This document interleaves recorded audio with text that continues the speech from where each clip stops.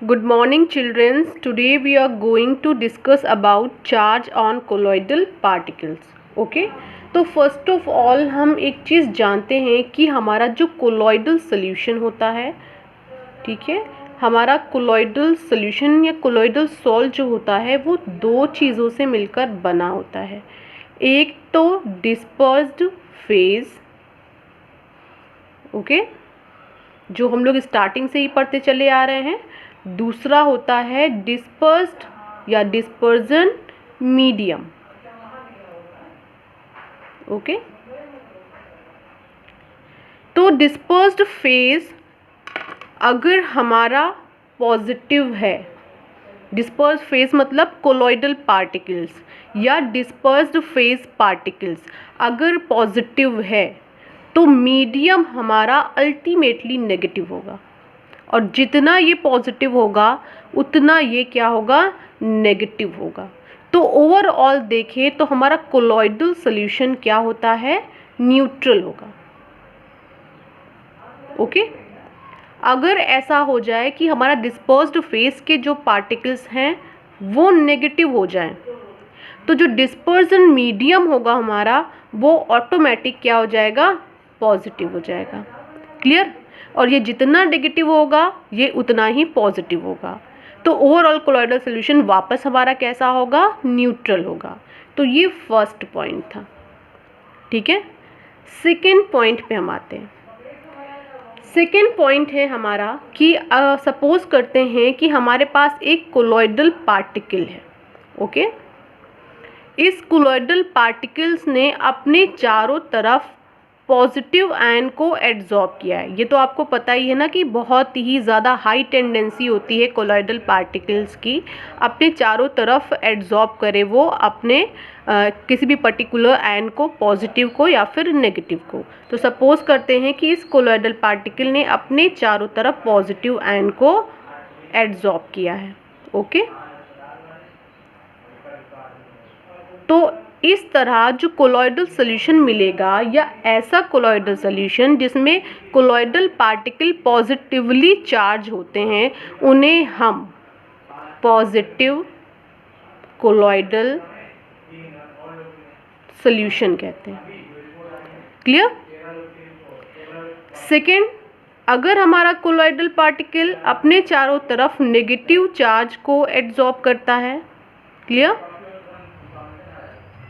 अगर negative charge को अपने चारों तरफ एड्जॉर्ब कर रहा है कोलॉइडल पार्टिकल, तो इस तरह जो कोलॉइडल सॉल्यूशन हमें मिलता है वो colloidal solution negatively charge colloidal solution होता है, ठीक है।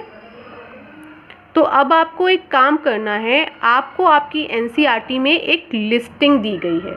उस लिस्ट में आपको कुछ एग्जाम्पल दिए गए हैं पॉजिटिवली चार्ज कोलॉइडल पार्टिकल्स के और नेगेटिवली चार्ज कोलॉइडल पार्टिकल्स के, ठीक है। तो वो लिस्ट आपको याद करनी है, क्योंकि कंपटीशन के पॉइंट ऑफ व्यू से देखें तो वहाँ से 1-2 नंबर का क्वेश्चन आपको मिल जाएगा। अब हम आते हैं थर्ड पॉइंट की तरफ। ऑब्वियस सी बात है कि आप साइंस के स्टूडेंट हो, अगर कोलॉइडल पार्टिकल पॉजिटिव चार्ज को एड्जॉर्ब कर रहा है या फिर नेगेटिव चार्ज को एड्जॉर्ब कर रहा है तो इसके पीछे कोई ना कोई कॉन्सेप्ट तो लगा ही होगा, कोई ना कोई थ्योरी तो आई होगी। यहाँ पर जो थ्योरी आई है वो थ्योरी है आपकी प्रीफरेंशियल एड्जॉर्प्शन की, ओके।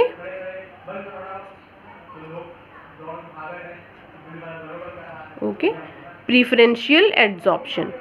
अब प्रीफरेंशियल एड्जॉर्प्शन का नाम सुन करके आप इलेक्ट्रोकेमिस्ट्री में मत जाना।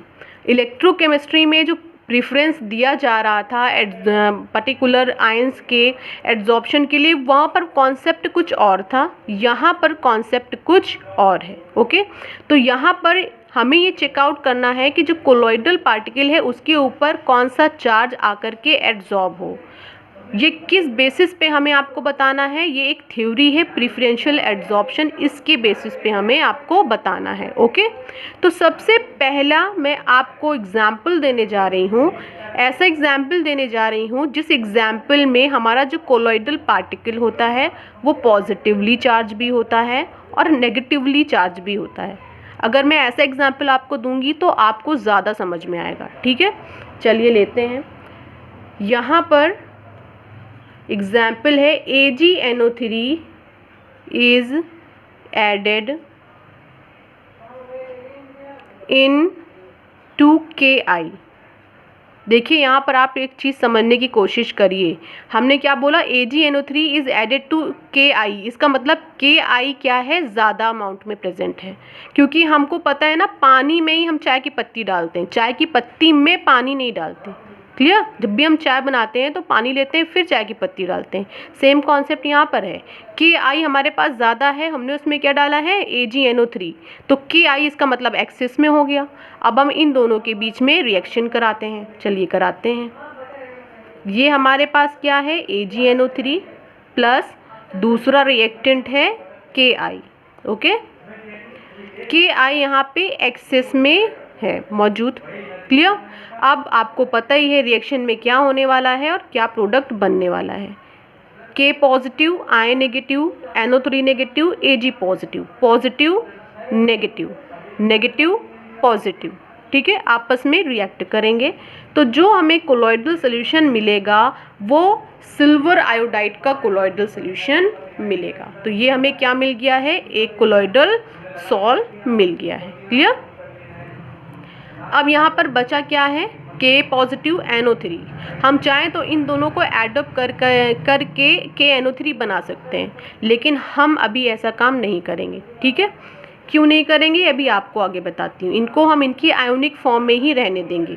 K positive NO3 negative plus एक आयन यहाँ पर अभी और मौजूद है।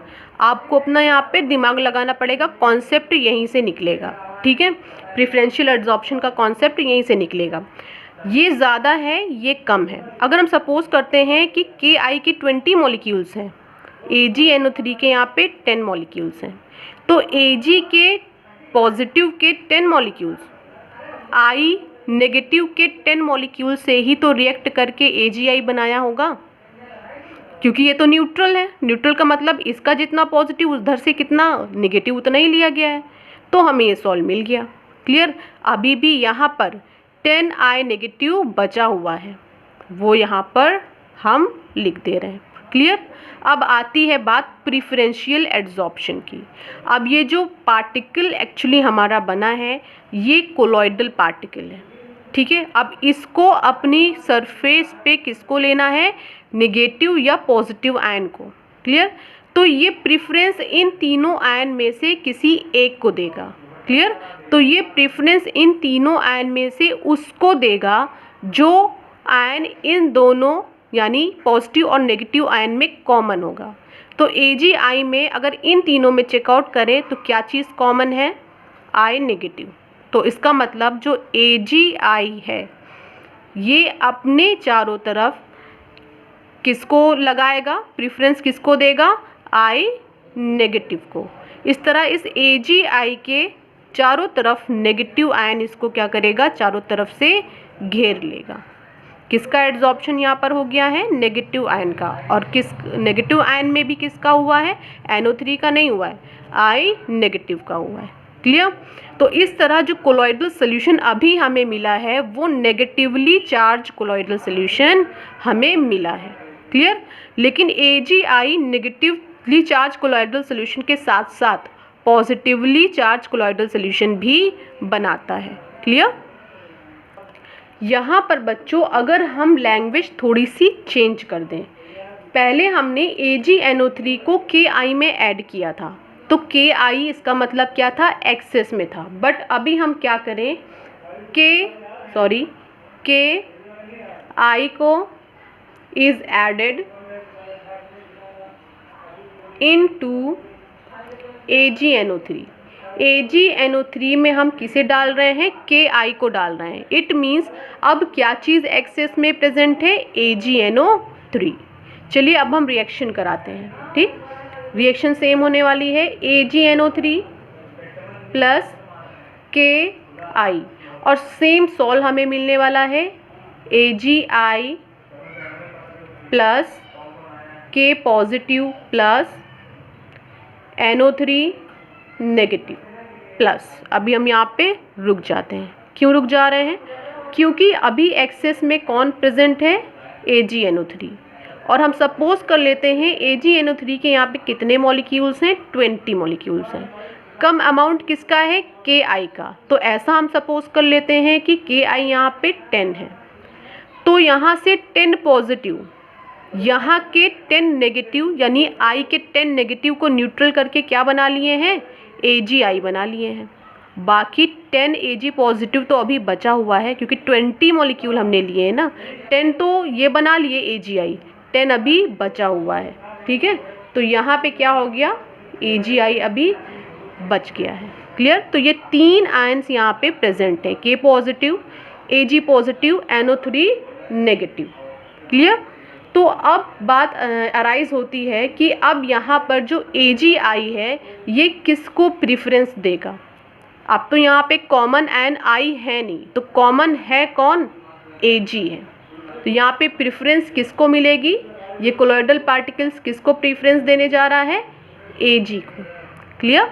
तो ये हमारा कोलॉइडल पार्टिकल है, इसके चारों तरफ एड्जॉर्प्शन होगा Ag पॉजिटिव का। क्लियर।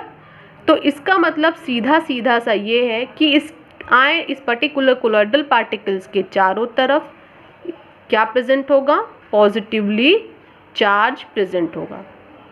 क्लियर। इस तरह जो कोलॉइडल सॉल्यूशन हमें मिलेगा Agi का, वो कोलॉइडल सॉल्यूशन हमारा पॉजिटिवली चार्ज कोलॉइडल सॉल्यूशन कहलाएगा।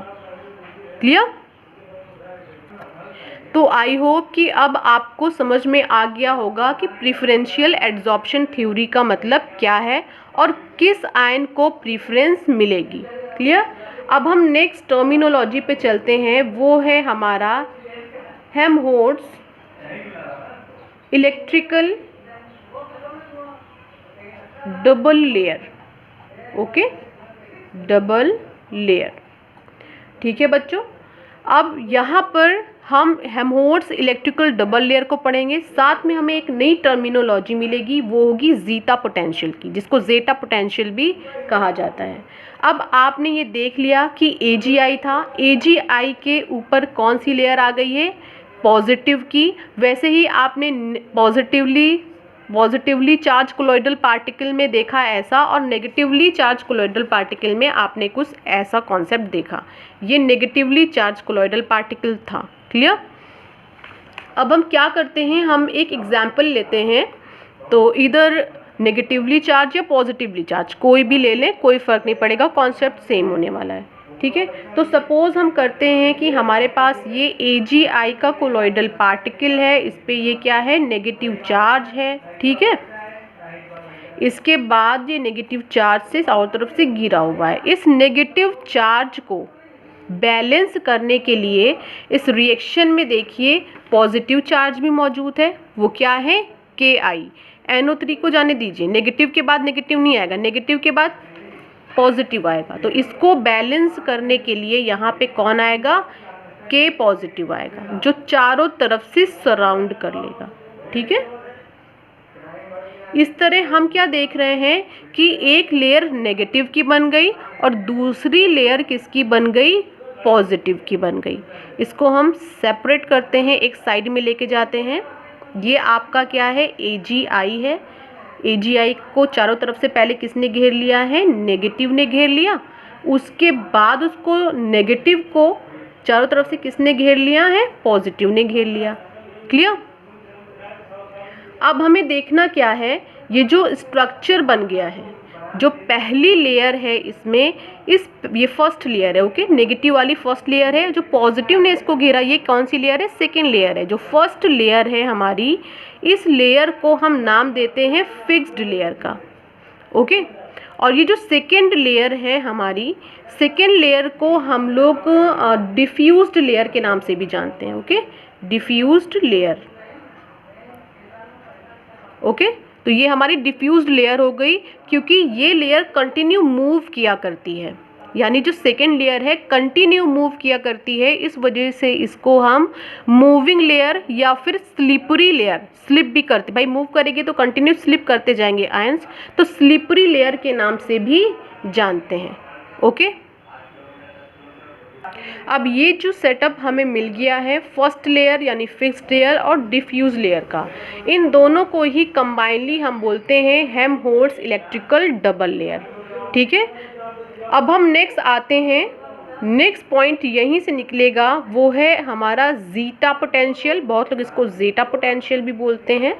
ठीक है, इसको समझ लेते हैं। तो फिजिक्स में आपने एक टॉपिक पढ़ा होगा कैपेसिटर का। तो कैपेसिटर के केस में आप देखते हो एक पॉजिटिव लेयर होती है, उसके बाद एक नेगेटिव लेयर होती है, उसके बाद पॉजिटिव लेयर होती है। ठीक है, इन दोनों में पोटेंशियल डेवलप होता है और इन्हीं पोटेंशियल यानी पॉजिटिव लेयर का पोटेंशियल और नेगेटिव लेयर का पोटेंशियल, इन दोनों लेयर के पोटेंशियल डिफरेंस को ही क्या बोला जाता है, जेटा पोटेंशियल यहाँ के केस में। ठीक है, इस केस में जेटा पोटेंशियल क्या है, the potential difference between the fixed layer and diffused layer of opposite charge is called zeta potential. तो याद रखिएगा पोटेंशियल डिफरेंस है, जेटा पोटेंशियल क्या है, पोटेंशियल डिफरेंस है, किसके किसके बीच का, फिक्स्ड लेयर और डिफ्यूज लेयर के बीच का, उसी को हम नाम देते हैं जेटा पोटेंशियल का। तो व्हाट इज जेटा पोटेंशियल, लिख दे रही हूँ, the potential difference between the fixed layer and the diffused layer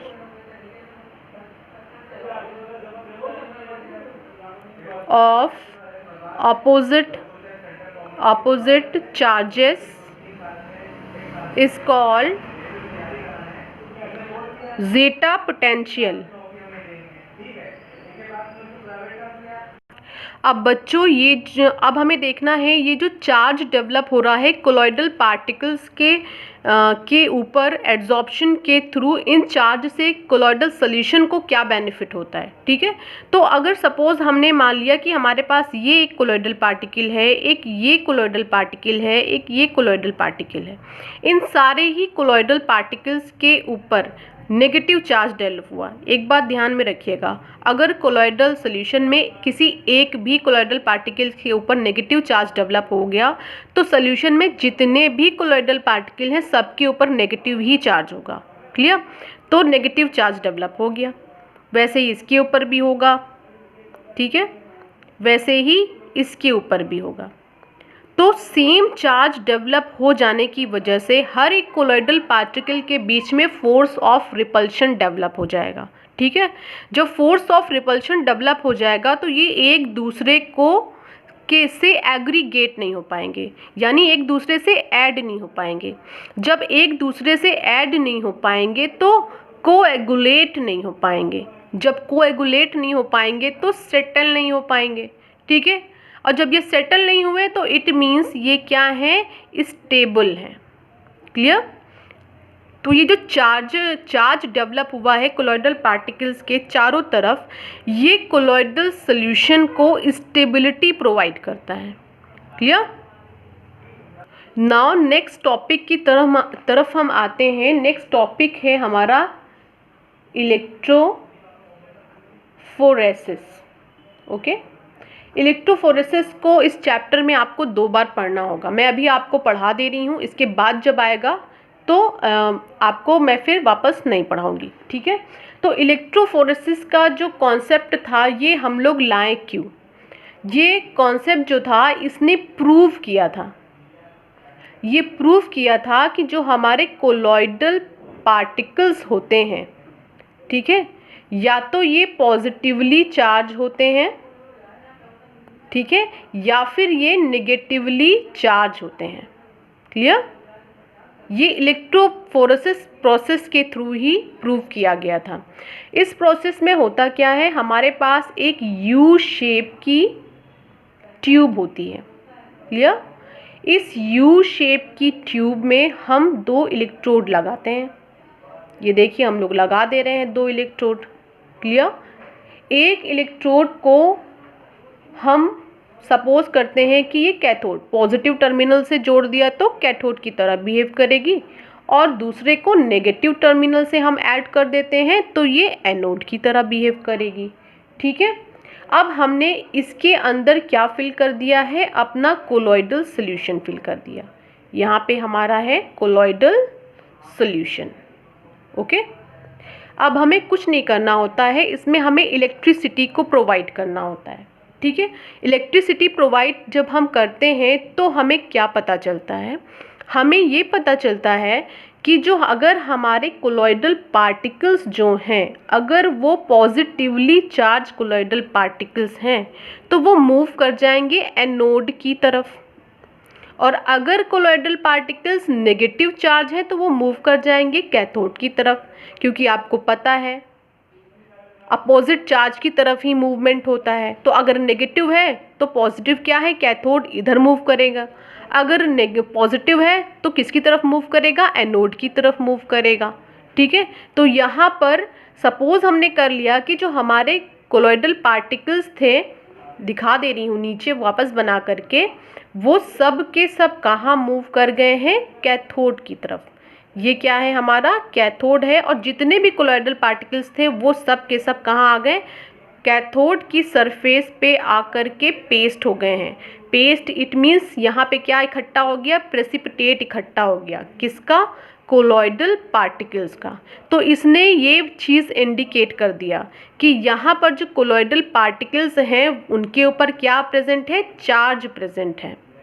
charge present है तभी मूव किए हैं, अगर कोई चार्ज ही ना होता तो ये ना कैथोड की तरफ मूव करते ना एनोड की तरफ मूव करते। ठीक है, तो अगर कोलॉइडल पार्टिकल्स पॉजिटिवली चार्ज हैं तो इट मीन्स जो हमारा यहाँ पे डिस्पर्जन मीडियम है वो मीडियम नेगेटिवली चार्ज है। तो इस एक्सपेरिमेंट ने ये प्रूव कर दिया था कि हमारे कोलॉइडल पार्टिकल्स के ऊपर चार्ज प्रेजेंट होता है, और इसीलिए ये करवाया ही गया था। ओके, अब हम अपने नेक्स्ट टॉपिक की तरफ मूव करते हैं। नेक्स्ट टॉपिक इज कोएगुलेशन, या फिर हम इसको प्रेसिपिटेशन भी बोल सकते हैं।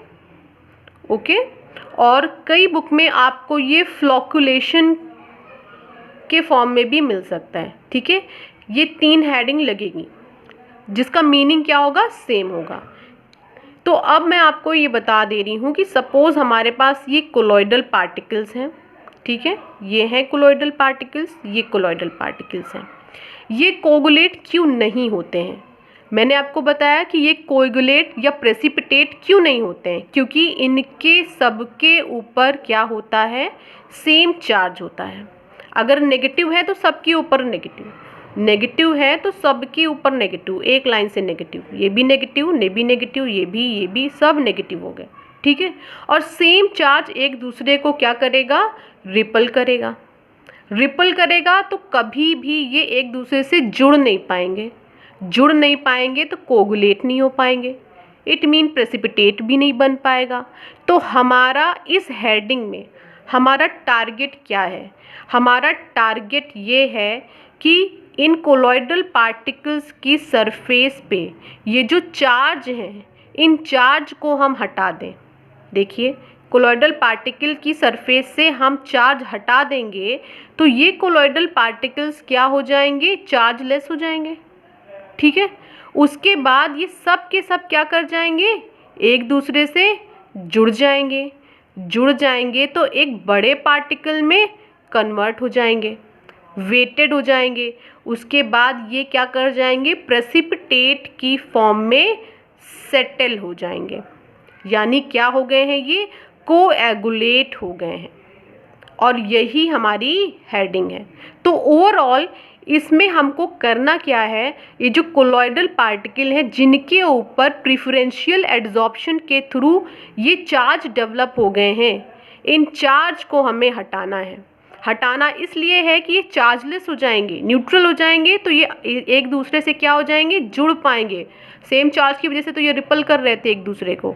अब ये नहीं है कि यहाँ पे नेगेटिव ही हटाना है, अगर पॉजिटिव भी है, जैसे ये सब पॉजिटिव हैं तो पॉजिटिव चार्ज भी हटाना होगा। तो आइदर नेगेटिव या पॉजिटिव जो भी चार्ज होगा वो चार्ज हमें हटाना होगा, ताकि हम कोगुलेशन की प्रॉपर्टी को आसानी से करवा सकें, अपने कोलॉइडल सॉल्यूशन का प्रेसिपिटेट हम पा सकें। ओके, अब इसके लिए कई सारे मेथड का हम यूज़ करेंगे, उसे हम देख लेते हैं। तो बच्चों कोगुलेशन हम पढ़ने जा रहे हैं, ठीक है। तो कोगुलेशन में मैंने आपको बता दिया है कि हमें यहाँ पे करना क्या है, चार्ज को हटाना है, क्लियर।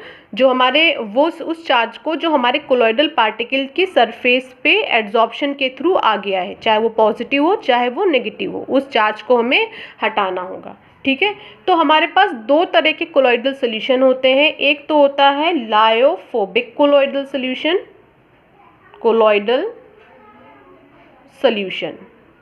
दूसरा होता है लायोफिलिक कोलॉइडल सोल्यूशन। ओके, दो तरह के कोलॉइडल सोल्यूशन हमारे पास होते हैं। लायोफोबिक कोलॉइडल सोल्यूशन के लिए हमें कौन कौन से मेथड यूज़ करने पड़ेंगे चार्ज को हटाने के लिए, कोगुलेट करने के लिए, प्रेसिपिटेट करने के लिए। जो पहला मेथड तो हमारा इलेक्ट्रोफोरेसिस ही था, मैंने आपको पहले ही बताया था। फोरेसिस ये आपको कितनी बार पढ़ना था, 2 बार। एक बार आप पढ़ चुके हो, अब मैं पढ़ाऊंगी नहीं भाई, वापस ही मैंने देखिए यहाँ पे बताया नहीं था कि देखिए चार्ज यहाँ पे क्या हो गए हैं, कोगुलेट हो गए हैं, प्रेसिपिटेट हो गए हैं, है ना। यही सेम, यही तो हम करने जा रहे हैं इस हेडिंग में, क्लियर। नेक्स्ट जो हमें पढ़ना है वो है mixing of two opposite charges, mixing of two opposite charges, एक ये वाला मेथड यूज करना है। जो थर्ड मेथड हम यूज करेंगे बाय बॉइलिंग। फोर्थ मेथड होगा हमारा by persistent dialysis, okay. Fifth method होगा बाय एडिशन ऑफ इलेक्ट्रोलाइट। ये सारे मेथड हम लायोफोबिक पे लगाएंगे। तो लायोफिलिक के लिए दो मेथड है हमारे पास। एक तो ये वाला सेम है, by addition of electrolyte, by addition of electrolyte, clear. दूसरा होगा बाय यूजिंग सॉल्वेंट, क्लियर। तो चलिए इसको हमें पढ़ना नहीं है, इसको मैं कट कर देती हूँ। हाँ, मैं सेकेंड वाला पढ़ती हूँ। सेकेंड है हमारा mixing of two opposite charges, okay. चलिए, टारगेट मैंने आपको पहले ही बता दिया। टारगेट ये है हमारा, जो हमारा कोलॉइडल पार्टिकल है इसकी सरफेस पे जो भी चार्ज है उन चार्ज को हमें हटा देना है, ठीक है। ये टारगेट है हमारा। तो देखिए, mixing of two opposite charges, इसका मतलब क्या है। हम क्या करें, हम दो कोलॉइडल सोल्यूशन लें, एक पॉजिटिवली कोलॉइडल सोल्यूशन लें, एक नेगेटिवली चार्ज कोलॉइडल सोल्यूशन लें। तो इससे होगा ये कि जो कोलॉइडल पार्टिकल्स हैं इनके ऊपर अगर हम पॉजिटिवली लेंगे तो कोलॉइडल पार्टिकल्स के ऊपर पॉजिटिव चार्ज होगा, ठीक है।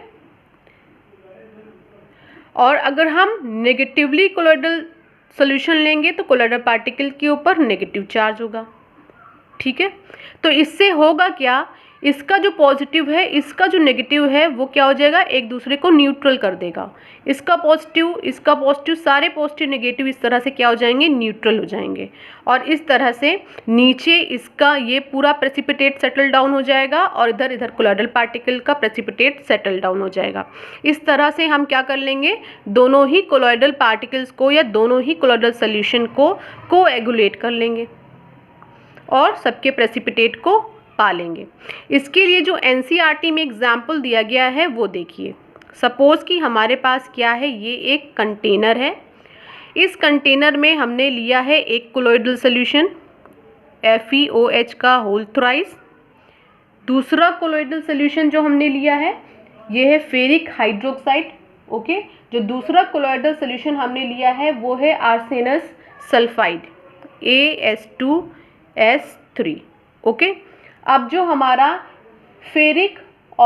हाइड्रेटेड फेरिक ऑक्साइड है, ठीक है, ये कैसा है, पॉजिटिवली चार्ज है, कोलॉइडल सोल्यूशन है, ओके। यानी कि यहाँ पर जो हमारा पार्टिकल है इसकी सरफेस पे पॉजिटिव चार्ज है, यहाँ पे क्या है, नेगेटिव है, लगा दिया नेगेटिव, क्लियर। अब इसका पॉजिटिव इसका नेगेटिव कैंसिल, इसका पॉजिटिव इसका नेगेटिव, इस तरह से सबके जो सरफेस पे प्रेजेंट पॉजिटिव नेगेटिव है वो सब कैंसिल आउट हो जाएंगे। और जो हमारा यहाँ पर हाइड्रेटेड फेरिक ऑक्साइड है, ठीक है, ferric oxide sorry hydrated Fe2O3, जो यहाँ पर हमारा फेरिक हाइड्रोक्साइड है उसका जो प्रेसिपिटेट है वो हमें यहाँ पे नीचे मिल जाएगा। और जो दूसरा हमारे पास यहाँ पर है आर्सेनस सल्फाइड, उसका प्रेसिपिटेट हमें यहाँ नीचे सेटल मिल जाएगा। इस तरह से दोनों ही कोलॉइडल सोल्यूशन में से हम कोलॉइडल पार्टिकल्स को कोएगुलेट कर सकते हैं, ठीक है, यानी दोनों के ही प्रेसिपिटेट को हम पा सकते हैं। ये एक सिंपल मेथड है, क्लियर। नेक्स्ट मेथड पे हम आते हैं। नेक्स्ट है हमारा बाय परसिस्टेंट डायलिसिस। इसको रोक दे रही हूँ, बाय परसिस्टेंट डायलिसिस। बच्चों डायलिसिस के केस को मैं पहले भी आपको पढ़ा चुकी हूँ, है ना। डायलिसिस में मैंने कुछ ऐसा ऑपरेटर्स आपको बना के दिखाया था जिसमें वाटर कंटिन्यू इनलेट के थ्रू मैं अंदर डाल रही थी और आउटलेट के थ्रू वाटर कंटिन्यू बाहर निकल रहा था। और यहाँ पर मैंने लगा दिया था एक जो है एनिमल मेम्ब्रेन, और उसी मेम्ब्रेन के अंदर हमने कोलॉइडल सोल्यूशन को फिल कर दिया था, ठीक है। और यहाँ पर हमने प्यूरिफिकेशन किया था। जो एक्स्ट्रा इलेक्ट्रोलाइट थे यानी आयंस थे, इलेक्ट्रोलाइट में भी अगर हमने KOH भी डाला होगा तो K पॉजिटिव और OH नेगेटिव में ही वो ब्रेक हुआ होगा अपने आयंस में। तो इलेक्ट्रोलाइट क्या कर रहे थे, बाहर मूव कर रहे थे। इस तरह हमारा कोलॉइडल सोल्यूशन क्या हो जा रहा था, बिल्कुल प्योर हो जा रहा था। जितना भी एक्सेस इलेक्ट्रोलाइट है उसको बाहर निकालने के लिए हमने डायलिसिस किया था, ठीक है। अब यहाँ पे परसिस्टेंट डायलिसिस यानी लगातार, परसिस्टेंट डायलिसिस मीन्स लगातार हम डायलिसिस करने जा रहे हैं। इसमें क्या होगा, सबसे पहले तो जितना भी एक्स्ट्रा इलेक्ट्रोलाइट है, ठीक है, एक्स्ट्रा इलेक्ट्रोलाइट जो एज अ इम्प्योरिटी प्रेजेंट है हमारे कोलॉइडल सोल्यूशन में, वो सब के सब बाहर आ जाएंगे, ठीक है। पहला काम तो ये होगा। दूसरा काम क्या होगा, यहाँ पे कोलॉइडल पार्टिकल्स भी हैं। देखिए कोलॉइडल पार्टिकल्स पे अगर हम सपोज कर रहे हैं कि पॉजिटिव आयन एड्जॉर्ब हुआ है इसकी सरफेस पे, ठीक है, तो अगर हम इस प्रोसेस को काफ़ी ज़्यादा टाइम तक ऐसे ही छोड़ दें, ठीक है, तो कुछ टाइम में तो हमारा कोलॉइडल सोल्यूशन प्योर हो जाएगा। जितना भी एक्स्ट्रा इलेक्ट्रोलाइट है वो सब निकल जाएगा। तब भी हमने इस प्रोसेस को स्टॉप नहीं किया, इसको हम कंटिन्यू करते ही चले जा रहे हैं। प्रोसेस हमारी कंटिन्यू है। तो एक टाइम के बाद हम देखेंगे कि जो हमारा ये कोलॉइडल पार्टिकल है इसकी सरफेस पे जो आयन एड्जॉर्ब हुए हैं वो आयन भी बाहर निकलना स्टार्ट हो जाएंगे, ठीक है। और जब ये आयन भी बाहर निकलना स्टार्ट हो जाएंगे तो हम ये देखेंगे कि कोलॉइडल पार्टिकल की सरफेस से आयन क्या हो गए हैं, सबके सब हट गए हैं। इस तरह सारे कोलॉइडल पार्टिकल हमारे न्यूट्रल हो गए हैं, कोई चार्ज रही नहीं गया इनके ऊपर। अब ये कोलॉइडल पार्टिकल्स क्या हो जाएंगे, एग्रीगेट होना स्टार्ट हो जाएंगे और एक बड़े कोलॉइडल पार्टिकल में कन्वर्ट होने लग जाएंगे। और ये क्या है, वेटेड हो जाएंगे, थोड़ा भारी हो जाएंगे, पर ये पोर से बाहर नहीं निकल पाएंगे क्योंकि पोर साइज़ तो यहाँ पे इनके साइज़ के अकॉर्डिंग काफ़ी छोटा है। तो ये इसी में यानी इसी एनिमल मेम्ब्रेन में नीचे क्या हो जाएंगे, सेटल हो जाएंगे, कोएगुलेट हो जाएंगे, क्लियर। तो इसी को हम नाम देते हैं परसिस्टेंट डायलिसिस का, क्लियर। नेक्स्ट पॉइंट है हमारा बाय बॉइलिंग। ओके, बॉइलिंग के थ्रू हम क्या करेंगे, बाय बॉइलिंग। ये तो काफ़ी इजी है, आपको ये तो पता होगा ना कि सपोज़ हमारे पास ये एक कंटेनर है, इसमें कोलॉइडल सोल्यूशन है, ये कोलॉइडल पार्टिकल्स हैं, ठीक है। और ये छोटे छोटे से पार्टिकल्स जो हैं ये डिस्पर्जन मीडियम के पार्टिकल्स हैं, क्लियर। अब जब हम इसे हीट करना स्टार्ट करेंगे तो धीरे धीरे काइनेटिक एनर्जी इन पार्टिकल्स की बढ़ती जाएगी। और जब ये कोलॉइडल सोल्यूशन बॉयल होने लगेगा तो काइनेटिक एनर्जी इसकी मैक्सिमम हो जाएगी, क्लियर। जब काइनेटिक एनर्जी बढ़ने लगेगी तो पहले ही ये जिगजैग मोशन कर रहे थे, एक दूसरे से कंटिन्यू टकरा रहे थे। अब जो इनका टकराव है, नंबर ऑफ कोलिजन, टकराव मीन्स नंबर ऑफ कोलिजन, वो भी क्या हो जाएगा, इंक्रीज हो जाएगा, क्लियर। अब पहले तो धीरे धीरे टकरा रहे थे, अब तो बहुत फास्ट 1 मिनट में कहिए कि 1000 बार टकरा जाएं, ठीक है। तो हर एक कोलॉइडल पार्टिकल के ऊपर है क्या, किसी न किसी चार्ज का एड्जॉर्प्शन है। अगर हमने सपोज कर लिया पॉजिटिव चार्ज इसने एड्जॉर्ब किया है, तो लगातार टकराने की वजह से ये चार्जेस क्या हो जाएंगे, इनके सरफेस से रिमूव हो जाएंगे, क्योंकि लगातार टकराएंगे तो लगातार रबिंग होगी, जिसकी वजह से ये चार्जेस इनकी सरफेस से क्या कर जाएंगे, रिमूव हो जाएंगे। क्लियर। और ये जो कोलॉइडल पार्टिकल्स हैं, ये कोलॉइडल पार्टिकल्स क्या बन जाएंगे, क्या हो जाएंगे, न्यूट्रल हो जाएंगे और जुड़ करके एक बड़े पार्टिकल में कन्वर्ट हो जाएंगे। अब ये बड़े बड़े पार्टिकल्स वापस क्या हो जाएंगे, एक दूसरे से जुड़ करके फिर एक बड़ा पार्टिकल बना लेंगे, और जो बाद में क्या हो जाएगा, कोएगुलेट हो जाएगा, यानी नीचे सारा का सारा कोलॉइडल पार्टिकल्स हमारा क्या हो जाएगा, सेटल हो जाएगा। क्लियर। इस तरह से हम इसे क्या कर लेंगे, सेपरेट कर लेंगे। Now next one is by addition of electrolyte. बेटा हम लोग इसे कल के वीडियो लेक्चर में स्टडी करेंगे, क्योंकि यहाँ पर एक इम्पॉर्टेंट रूल की एंट्री होने वाली है, वो है हार्डी-शुल्ज़े रूल, ठीक है। और इसके अलावा यहाँ पे गोल्ड नंबर वगैरह भी आपको स्टडी करना है, ये हम कंटिन्यू करेंगे। यहाँ से हम अपने टॉपिक को कल के लेक्चर में कंटिन्यू करेंगे। Okay, thank you class.